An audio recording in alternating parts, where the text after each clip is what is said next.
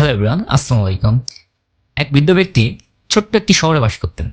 তিনি ছিলেন একজন সাধারণ কৃষক, যিনি তার জীবনে বেশিরভাগ সময় কঠোর পরিশ্রম করে জমিতে চাষাবাদ করতেন। তার কোনো বেশি সম্পত্তি ছিল না, কিন্তু তিনি সবসময় তার কাছকে অনেক ভালোবাসতেন। নিজের জীবন নিয়েও সন্তুষ্ট ছিলেন। একদিন শহরের এক যুবক এসে তাকে জিজ্ঞাসা করলেন, আপনি সারা জীবন এত কঠোর পরিশ্রম করেছেন, কিন্তু কখনোই বড় কিছু অর্জন করতে পারেননি। আপনি কি কখনো হতাশ হন না? তখন ব্যক্তি হেসে উত্তর দিলেন, বড় কিছু অর্জন মানে কি অর্থ বা খ্যাতি? আমি হয়তো বড় সম্পদ অর্জন করিনি, কিন্তু আমি প্রতিদিন যে আনন্দ পাই কাজ করতে, সেটাই আমার সবচেয়ে বড় অর্জন।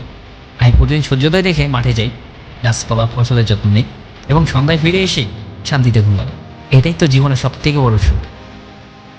যুবক কিছুটা অবাক হয়ে তখন আবার বললেন, কিন্তু আপনি কি কখনো মনে করেন না যে আপনাকে আরও বেশি কিছু করতে হবে?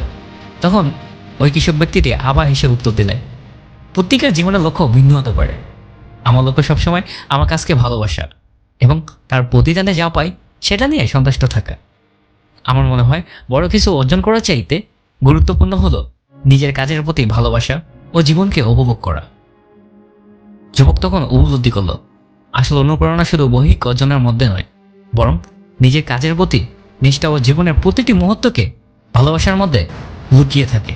গাইস, এই গল্প থেকে আমরা এটাই শিখতে পারি যে জীবনের প্রকৃতির সাফল্য ও অনুপ্রেরণা হলো নিজের কাজ ও জীবনকে ভালোবাসা এবং প্রতিদিন তার থেকে আনন্দ পাওয়া। কেমন হলো অবশ্যই কমেন্ট করে জানিয়ে দিও। দেখা হচ্ছে নতুন একটি ভিডিওতে। আল্লাহ হাফিজ।